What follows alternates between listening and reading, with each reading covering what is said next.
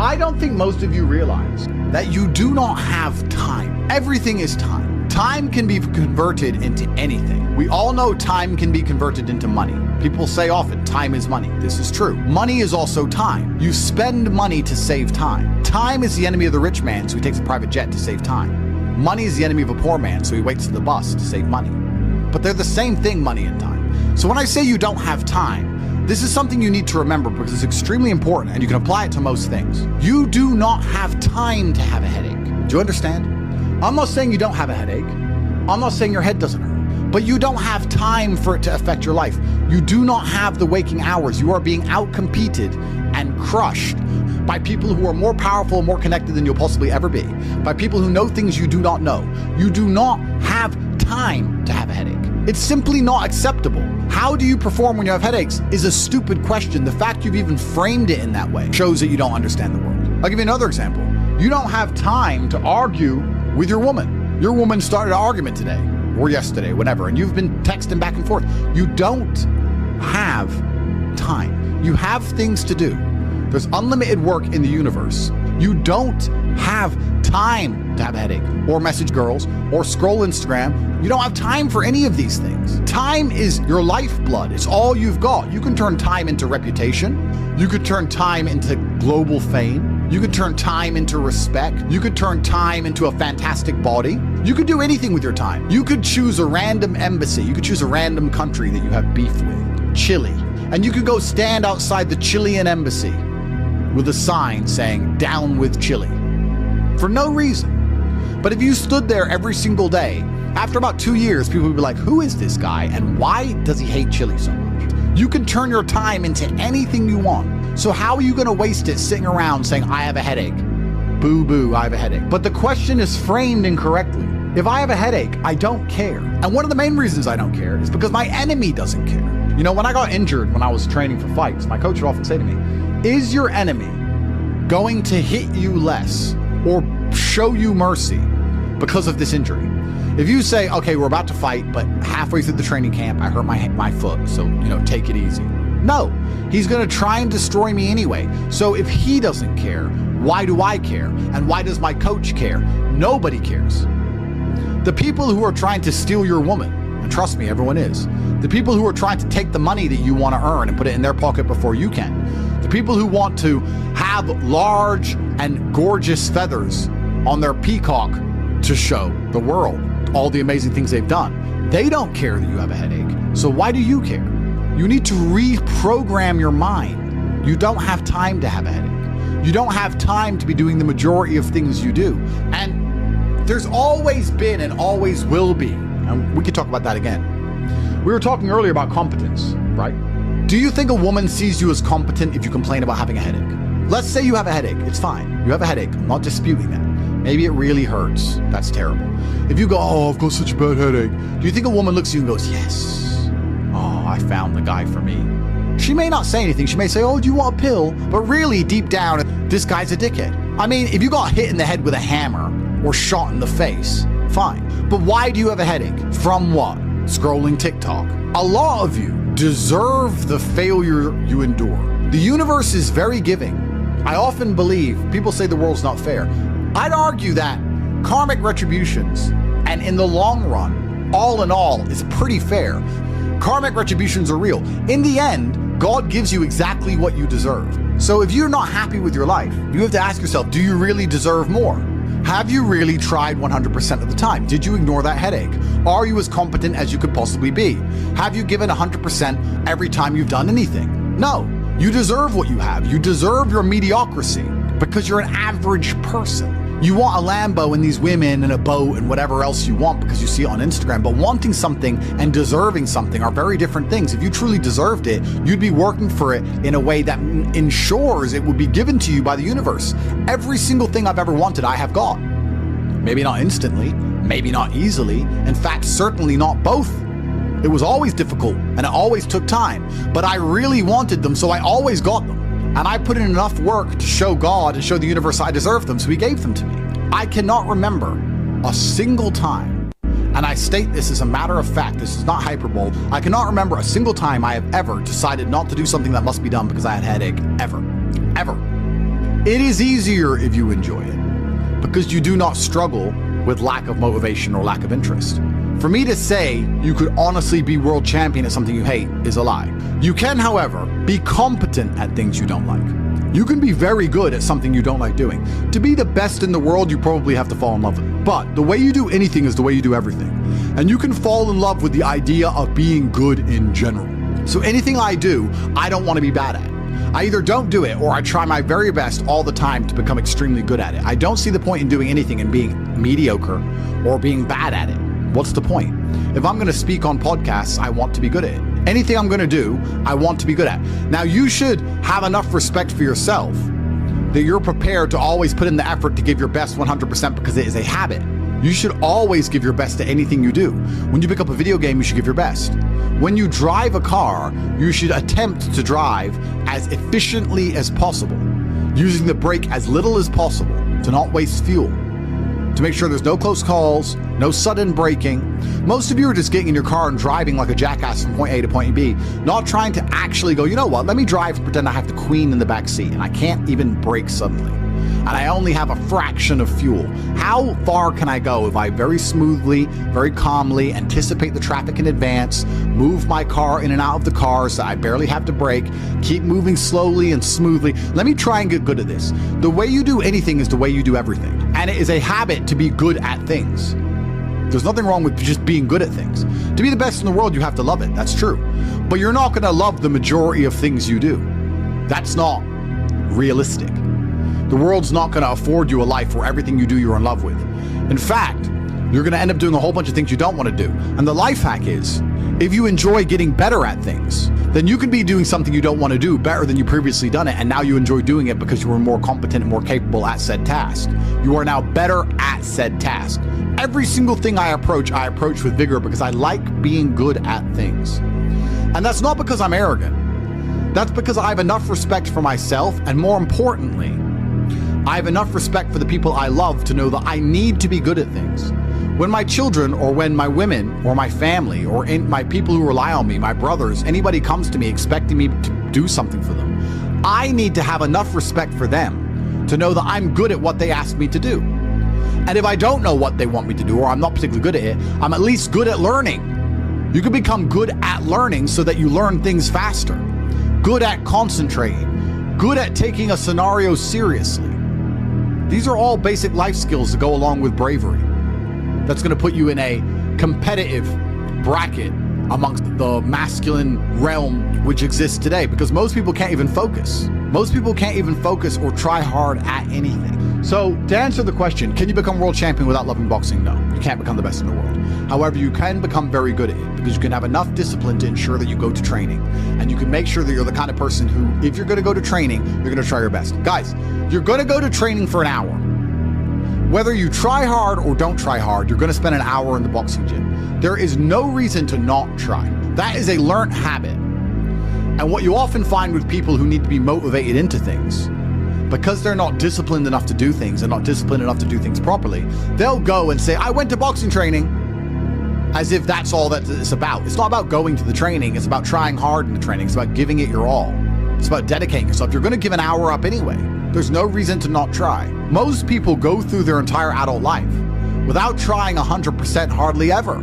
Think about it. Even when you go to the gym, you don't try 100%. You try 60%, 70%. You don't try 100% at home. What do you try 100% with? Do you really try 100% with work? Are you really moving that mouse as quickly as you possibly can? No, you're not trying. So you have people who have gone through life and are going through life without even giving 100% of what they've got ever. And it's interesting because we're entering the most competitive period of human history. So you need to get very good at everything you do, all of the time. You'll learn a lot of lessons about psychology in the boxing ring. Now, they're not related, technically. One's exercise, one's the psychology of people. But you'll learn in the fight ring, you'll learn that you're not tired when you're winning. You're tired when you're losing. That once you start to win, you get to find unlimited energy from the universe from somewhere, and you just continue to push forward, no matter how hard it is. Winning is easy. It's trying to turn it around when you're losing that is difficult. You take this lesson from boxing and you apply it to everything else in life. You apply it to money and say, once I start to make money, I know I will have endless motivation to keep making money. It's just hard to make money in the first place. It's hard to get over that hurdle, but once I get going, it's easy.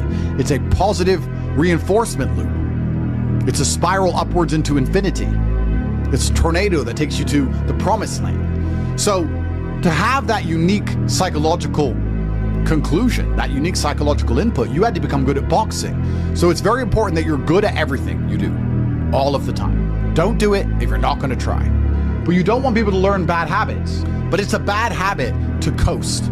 It's a bad habit to spend time and waste it. It's a bad habit to go, I tried, I went, I didn't give it my all, but at least I went. You see this kind of cope online all the time. Yeah, at least I went. It's going that matters.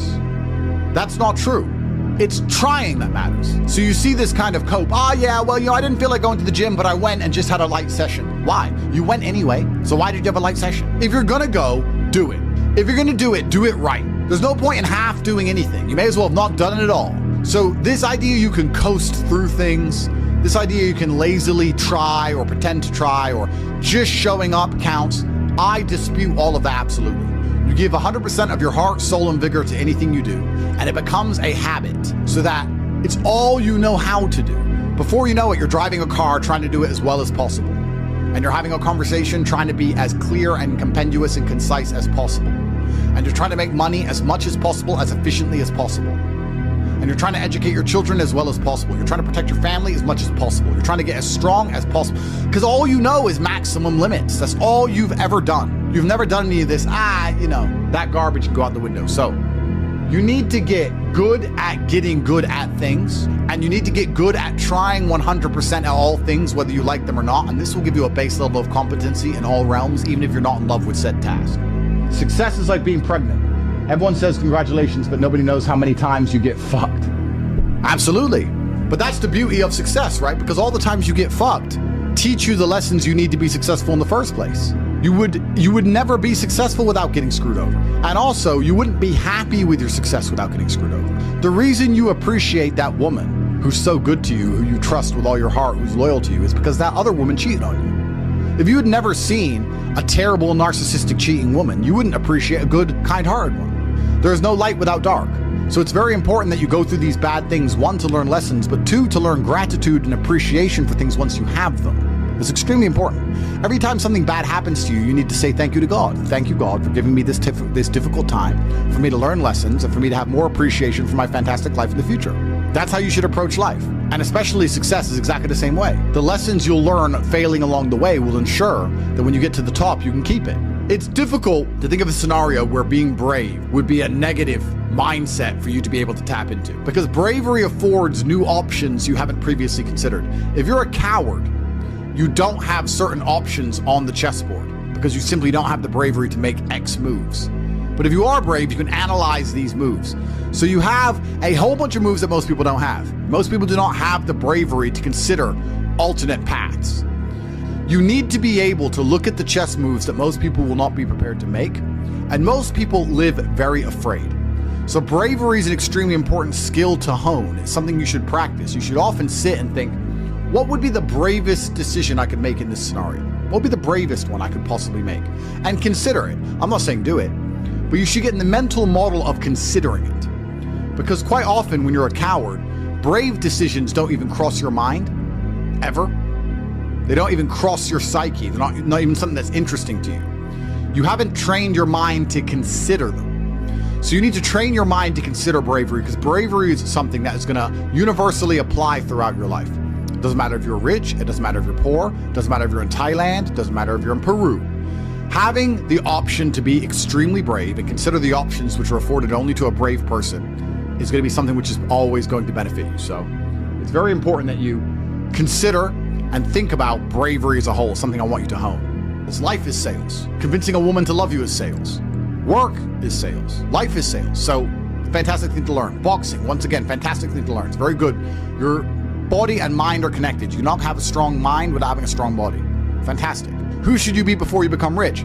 Well, money is an amplifier. Money's not going to change who you are. It's going to amplify who you are. If you're a good person, it'll make you a very good person. If you're a bad person, it'll make you a very bad person. If you're a weak person, it'll make you very weak and cowardly and scared. If you're a strong person, it'll make you very brave. Money amplifies. So you actually kind of have to hope that you don't get rich too early before you've struggled enough, because men are built on the back of struggle. You have to go through pain and terrible things as a man and struggle constantly to be a good man. No man who has not struggled is a good man or good at being a man. But don't worry, I think God has a plan for you. You should be trying your absolute best to get rich all of the time. You should be struggling and working as hard as possible.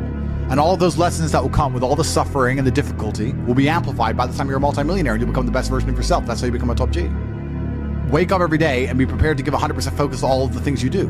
That's all you have to worry about. It's kind of like, if you worry about the work, the results come. The results are easy. Guys, money is easy. Money is easy. Women are easy. The life you want is easy. All you have to do is fall in love with the work. If you fall in love with the work, fall in love with being good at doing your work, getting it done, never missing a day, because the easiest way to make sure you never miss a lucky day is to try every single day. Lucky days exist, and you're never going to know if you have a lucky day or not unless you try every single day. Then you're never going to miss any lucky days, and you're going to pull it off, and you're going to realize it wasn't actually that difficult. All it took was consistency and constant effort, never being lazy and doing everything I'm supposed to do properly. When you tolerate something, you're admitting you deserve it. You're going to get exactly what you deserve in life, from women, from masculine friendship, financially, respect on the street, luck. You get the luck you deserve. If you try your very best in all things and you pray and you're really thankful to God and you say thank you all the time, you start to become very lucky. Lucky things start to happen. You get the luck you deserve when you try. It's truly remarkable. When a woman looks at you and goes, he can do anything he says he's going to do, that's when you become instantly attractive. Competence is extremely important. That's the masculine world. And peacocking built this world. Don't let losers and brokies sit and say to you, oh, all our graves are the same, it doesn't matter. No, it does matter. You were not born to suffer and die without being remembered or leaving a mark on this planet. You weren't born for that. You were born to do something great and to be remembered. You were born to leave offspring, which are so fantastic, raised in your image, that you, by proxy, are discussed into eternity. Your bloodline becomes synonymous with competence and capability. That's why you were born. The reason the male peacock shows its feathers is to say, look what I have. There is nothing wrong with that. That's what built the modern world. All of the explorers who risked their lives on the 7 seas did it to say, look what I did.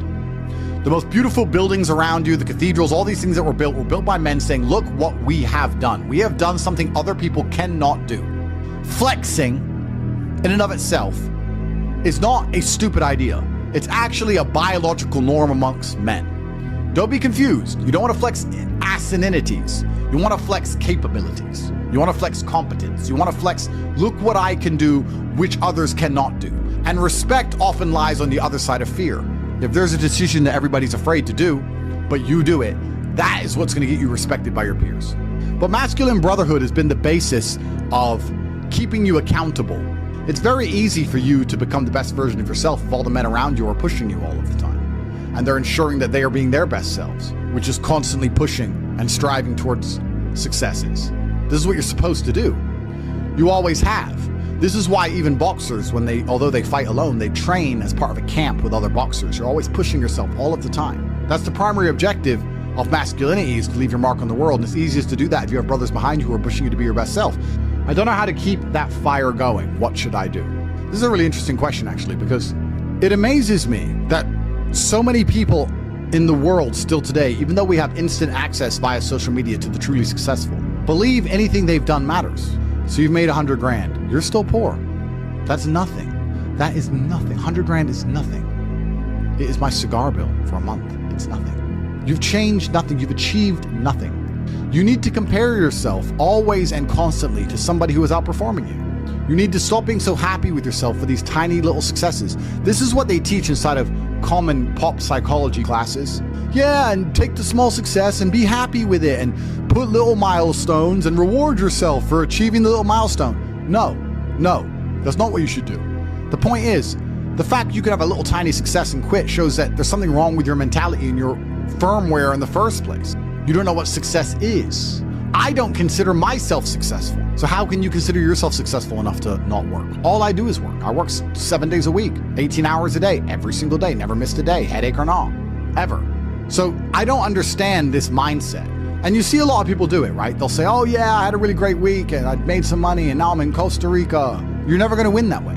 People often say to the extremely wealthy people, why do you work all the time? All you do is work. If I was as rich as you, I'd just go on holidays. Not understanding that the kind of person who goes on holidays when they have money is not the kind of person who becomes truly rich. The kind of people who become truly rich are the people who work every day no matter what, which is why all of the people who are truly rich are workaholics, because it's the only way to really get there. You can get to a certain point once you're a trillionaire, you're Jeff Bezos or whatever, that you can take some days off. I'm not saying that, but the point I'm making is you need to fall in love with being happy with yourself for how hard you've dedicated yourself to a task.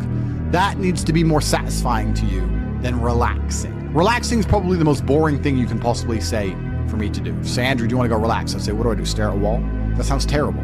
Nothing is worse than relaxing. I don't want to relax. I want to work. That's all I want to do is work. Because if I work and I achieve things, I feel good inside. I got something done. I feel good. I feel happy. If I just relax, nothing's been achieved, so I don't see the point of it. It doesn't even relax me. In fact, it makes me very anxious. So then I feel more stressed than if I was just doing the work in the first place, which is why relaxing is impossible for me. And he said, well, it sounds like you have an anxiety disorder. If it's a disorder that allows me to constantly work all of the time and never be happy unless all of my work is complete, thank God I have it, because if I didn't have this disorder, I'd be a normal jackass like you. Guys, time is running out for a chance to win. It truly is. You guys are truly running out of time. It's very important that you get your act together quickly. So if you want to call it anxiety disorder, then get one. Don't be talking about headaches. Don't be talking about working. Don't be arguing with women. You have things to do, right? It doesn't matter if you have a headache or not. You must work. Anxiety sounds like free energy. Could give me more. Absolutely. Anxiety is exactly that. It's free energy. Nervousness is free energy. The inability to rest or relax or sleep is free energy. You just have to have the discipline to direct it in the correct directions. You need to sit at home and feel this fire inside of you because you do not have all of the money you want, all of the respect you want, and your name has not been echoed into eternity. You're not etched into the halls of history. You need to take all of that fire inside of you and all of that anger and direct it at one task. And you need to try your absolute best to ensure you succeed in that task. It's down to you. I can't drag you across the finish line. I can only show you where the race is and try and hype you up before you run. I can take you to the start line. I can tell you you can do it. I can tell you how fantastic it is when the race is over. I can tell you it is worth it, but you have to be the one to run the race. I can't carry you. If you're gonna ask me stupid questions about headaches, you're never gonna make it. There's gonna be a huge contingent of the populace that never make it. But when you do, it is worth it because you're remembered. And that is the whole point of being alive as a man in the first place, is to go down in history. It's not to go through life comfortably. It's not to go through life without struggle, without pain. The point of being a man in the first place is so that you suffer enough for people to remember you, to die for something, to live for something. That's the whole point in all of this. There's nothing else to do and make your name synonymous with something fantastic which has affected humanity and culture. That's all it's about. And it's very difficult to do that if you're insignificant and broke and lazy and stupid with a fucking headache.